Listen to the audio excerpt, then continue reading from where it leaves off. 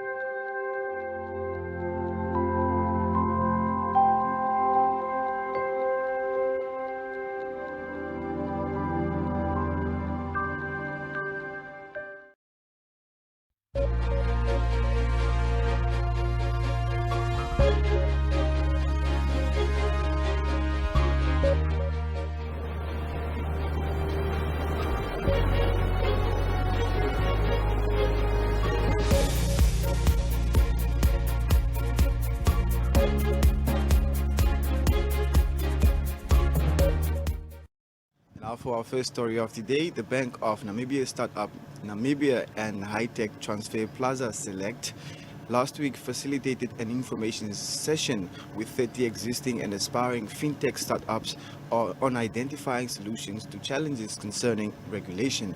The central bank further shared information on the financial technology, innovations, regulatory framework, eligibility, and application procedures.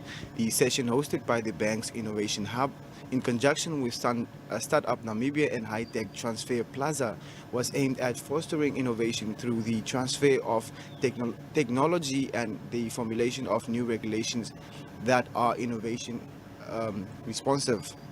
The Bank of Namibia introduced the FinTech Innovations Regulatory Framework, which provides direction on how fintech innovations that are not presently subject to the bank's existing regulations will be treated. The bank's framework plays a critical role in identifying and encouraging fintech services across various sectors such as banking systems and cross-border remittance in order to promote innovations in Namibia.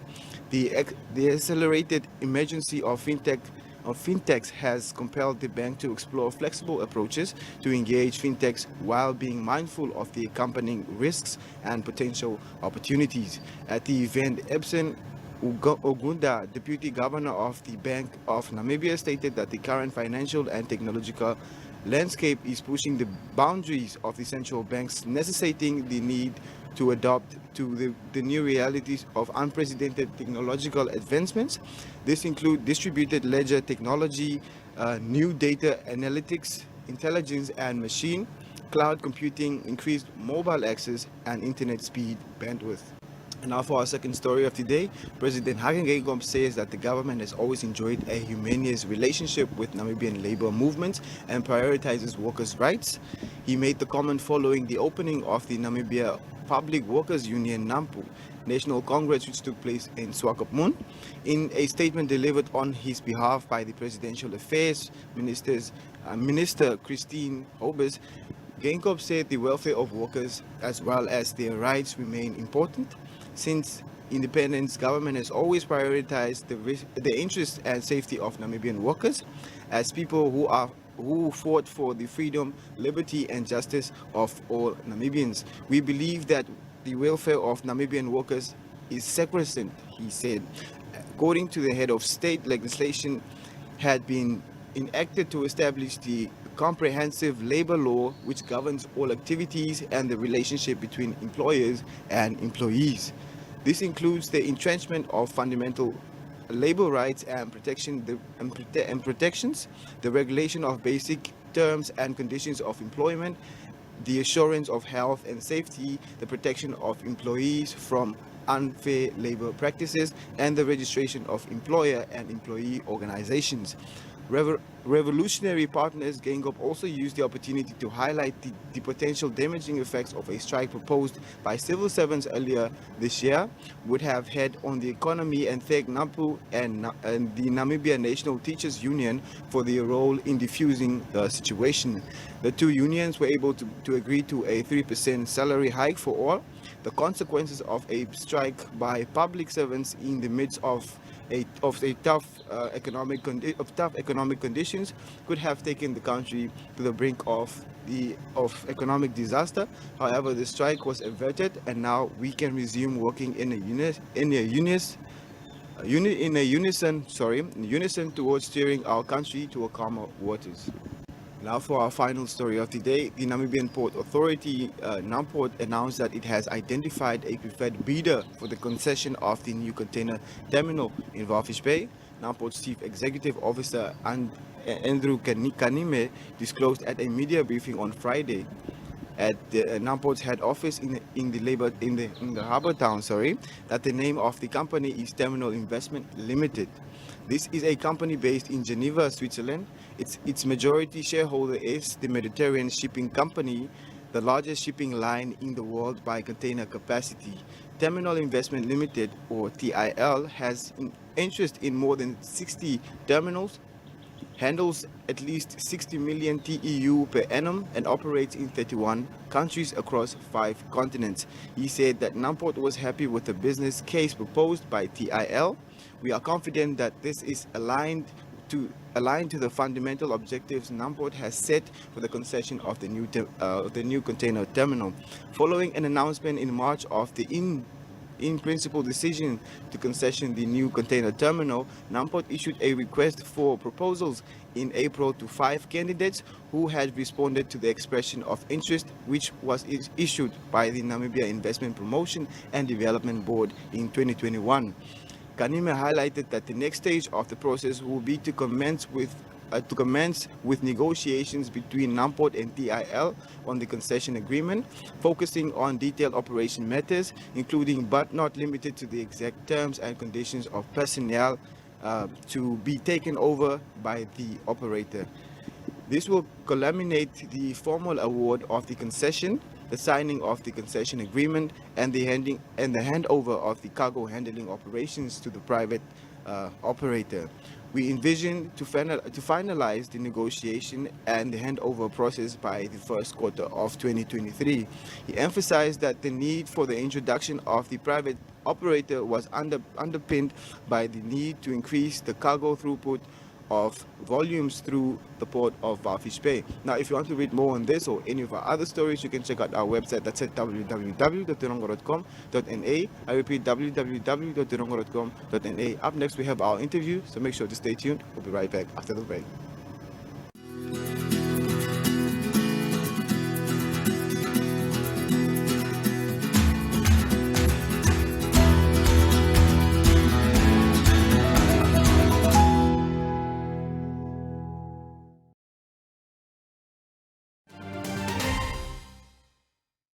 Hello viewers, I'm joined by Mike, one of the actually creative director. We're here at the Switex stall, and you have your own stall here. Can you just tell us what are you here exhibiting today? Okay, how are you, my viewers? Today we are standing here at Swakopmund show. We are busy exhibiting our talents here. We are showing the nation what we can do, what we offer in different varieties. We brought all different kinds of products to just show people that we have talent, and we are showing our skills to the people. So we hope at the end of the day we get as many clients as possible, and not only today, or let's say for instance, because we brought our banners, business cards, and we hope people to contact us after the show. Yeah, that's mainly one of the things. Okay, and when exactly did you start doing this creative Like what you do, the arts and crafts. So I recently just joined my father because I was also schooling. I recently joined my father. My father has more than 20 years of experience in the industry. So I'm actually getting time now to learn how he does his work and all those stuff. So I'm joining the roller coaster now. And I'm very excited because this year is a year I got to experience a lot of things, different environments and stuff like that. That's one of it. Okay, and what was your first item that you made? Okay. My first item, I can show you one of these. So this one just seems simple. It's a bracelet whereby you can custom make stuff here. You can custom make things. You can write any name, anything. I always wear this as a sample. See, this one is with my name. I can customize it with anything you want. I can make. So this is just one. It's something small, but it pays. It buys the bread. It buys the bread. $50. Just a simple $50.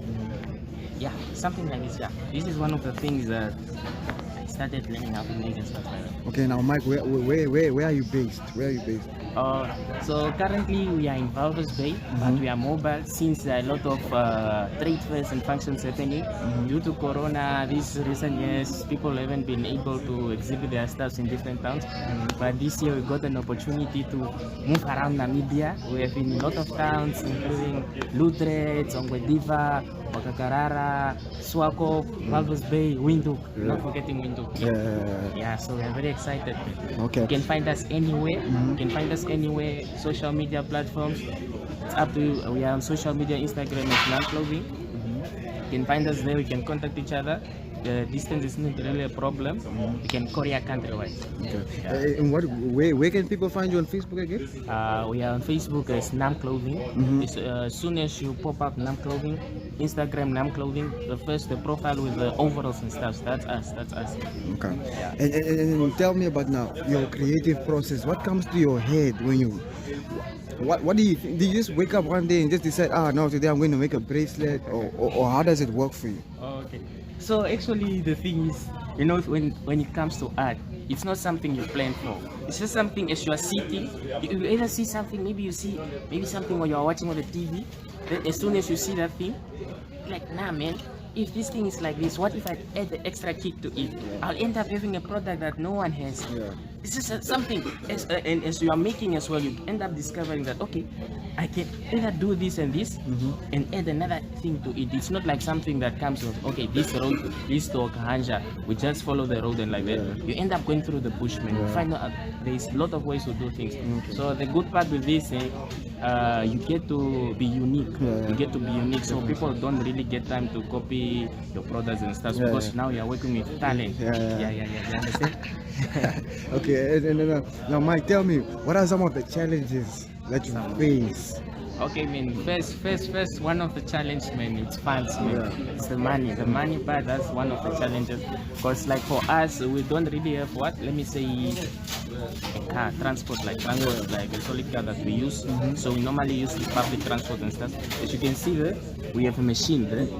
That machine, we have to move with it as we move to different towns to show people that no man, we are not buying these stuff, we are actually making the stuff. So when people say like, nah man, you guys, we are suing here, how is it possible? I don't know how do you do it, So it's just a way to attract people as well, not just to say we make things just by word. We show them how we are making the things. Yeah, so one of the main problem and we encounter is finances and stuff like that, because we really need finances put the things up together, man, because those small things, if there's enough finance, everything will be possible. Okay. And now looking forward, Mike, what are some of your plans for the future? Some of my plans. Okay, man, as you see here, as we started with one machine, man. As we started with one working machine there, we actually bought that one. That one is new.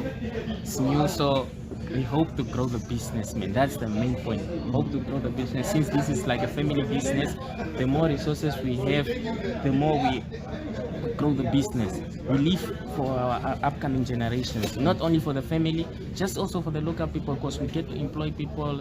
It's just creating opportunity for people, man. It's just like that, That's one of the main objectives, man. Main objective, right? Okay. And what was the last item that you made? The last item. I don't know if I can show you on my phone. We made one of an overall. That one, I think we are the first in the world, or if I must say that, we are the first in the world to ever make. We made an overall for Zimbabwe, of which there's a flag. I think you can also show them the pictures after this. I will show the pictures. Yeah. So we made the first thing we made was an overall of Namibia. Then we advanced to an overall of Zimbabwe. That was the last work we did. Okay. And who would you say are your target audience? Our target audience. Okay. As we are standing right here, the main reason why we are based in Walvis was because of more people work in factories and stuff in Walvis Bay. So most of our staffs were targeting the guys that work the overalls and stuff. Yeah. So as we move to different towns, we end up realizing that okay, due to like different environments, people that want our stuff, they are different. So we've got the youth they want to dance in the stars and overalls, when they wear, they just chill and plumb, the stuff. So it's just like that, man. And most of the stuff, you see the colorful stuff here. Since you are the coastman, you know the coastman. These are the stuff for the coastman. Definitely, you have to color up, man. You have to be visible. So you see, that's why we're also the coastman. The dresses and the stuff. We are approaching summer. Our target audience, they're waiting for us, man. Yeah. Okay. And okay, Mike, can you just show the viewers something here, man? Some of the products here. Let's just go through your browser. So we've got some heads here. We've got some heads. As you see here, they're still in the process of making. We are not yet done. We still have to close them up here. So as we are here, we'll also be closing the stuff up. We've got some overalls and stuff here. So open here, it's our products here. See, it's written made in Namibia and everything. Yeah, everything is there. Overalls. And as you come here, there's a banner with the full information, including the social media pages and everything here. Yeah. Last but not least, we've got this one, a bulletproof vest.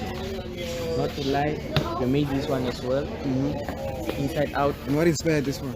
This one, let's see, when was that? I was at Kasiva. When I was in Windhoek, I was at Kasiva. So I got bouncers. Bouncers were like, now, man, do you guys make bulletproof vests? Because we also want to wear professional, So once they are doing their work, that bulletproof vest is there. There's some intimidating stuff. Like, you look professional. So I'm like, no, man. Let's do this. We'll give you a sample. If you like it, then we can work together. So this is the first bulletproof we made. As you can see, it's complicated, man. You open up, it has a lot of stuff here. It's not actually a bulletproof vest per se, but you can insert the plate, then it becomes solid. Yeah. Insert the plate. the bulletproof plate itself. This one is just a vest on its own. Okay. Yeah. Now, getting to the more serious stuff now. In terms of like the government coming into like assisting, how would you like the government to assist local, local businessmen? Local business. Like yourself, yes. Okay. In terms of support, man, I would say there are, let's say for instance, it's like companies like, which ones can I say? Even like, let's say for government companies that wear like security uniforms and stuff like that. Yeah, for us, we do make those stuff, man. Instead of importing the stuff out of the country, because most of the companies here, they are importing from SA and stuff like that. So instead of importing, they can test us even with 20 or something uniforms, then they see how good we are. If we don't satisfy them, they can continue on doing the things. Yeah, that's how some of the assist that we can get. Okay. Yeah. And finally, is there any message that you'd like to share with the viewers? Okay. One of the messages, talent is very important, man. Talent is very important. It's something that comes natural, When you get to express your idea, something that you think of, then you bring it up to life. That's an amazing feeling, man. That's a feeling that you'll never get just from anywhere. So just get to experience, know yourself, know who you are, and get to explore things you can do. At the end of the day, you see someone in the street wearing something that you make, man. That feeling, man, is unbeatable, man. Like, nah, man, I'm the one that made that stuff, man. Yeah, that's the message, man. Okay, man. Sure. Cheers. Thanks, Mike. Sure. Cheers.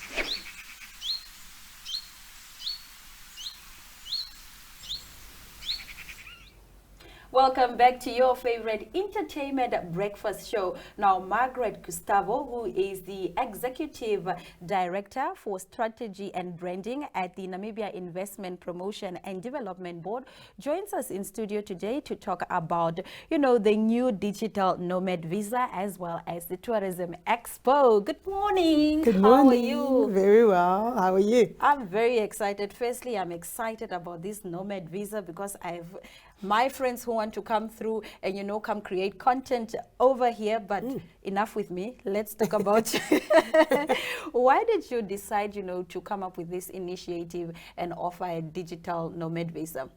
I think thank you so much for the opportunity to come and share about the digital nomad visa. I think the board was I remember we were sitting having a conversation with a few stakeholders, and my boss sort of mentioned that we need to do this. If you look at Namibia lends herself so well to having digital nomads in the country. One, we've got sunshine for 365 days, apart from the last 3 days, but thank God it's still warm and it's lovely. We need these days where it rains, yes. And I guess if we open ourselves up, one, tourism is revived after COVID.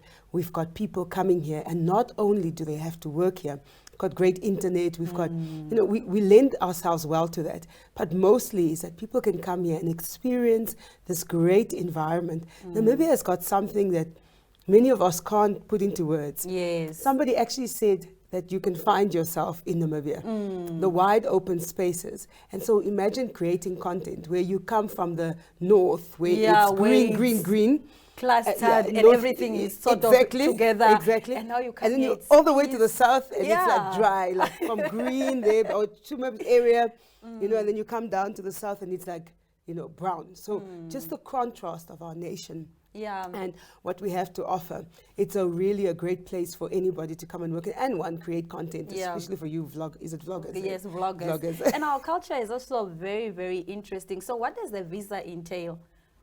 So the visa basically entails that you can work in Namibia for 6 months. You have to do an application, and I need to bring clarity here. Okay. Somebody actually called me on Friday and they said, Margaret, does this mean people are going to come and take our jobs? And I said, no, that's not how it works. So I really appreciated this interview this morning because I said I can clarify. So I'm going to this is what it entails. So basically, if I want to come and work in Namibia, so I work digitally, I don't specifically need an office. I can work from wherever in the world. So content creators are one great great target audience to come and work here. Yeah.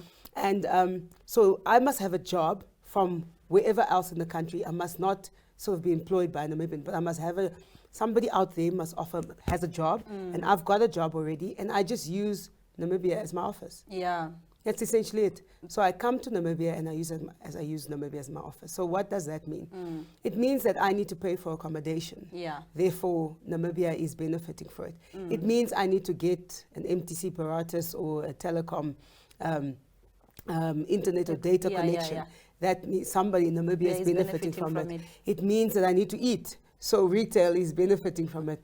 It means that I need to travel. Again, tourism benefits from it. So I need to, not only do I work, but over weekends I can travel the country flat, from north, south, east, west, and experience Namibia. So that's what the digital nomad visa actually entails. It's really just to come here, use Namibia as your office. Okay. And create your content and also use it as a backdrop. I love that for the content that you're creating. But before I let you go, I love that other citizens can come to Namibia and use our country as their office. But where can we go? Which country can we use as our office? Are there any digital nomad visas that are offered to Namibians? I know that there are a few digital visas. I know Portugal has one. Okay. And I can't remember how many others, but there are about, I think, 40 countries in the world that offer that. And in Africa, we are number 4. But I would start saying, from a content creator's point of view, I think start in Namibia first. Yeah, this is where it's at. Start here first, and welcome the ones who are coming. Yeah. And then, go off and find another office, you know, for a week or two and then come back home, please. All right. Awesome, Margaret. Thank you very much for joining us on Smell the You're Coffee. so welcome. It has been amazing chatting to you. I love your energy, and thank you for coming to disseminate this very important information to all our viewers. Thank you so much. Thank you for the opportunity. All right, we will be right back after the short commercial break with the queen of everything. Stay with us.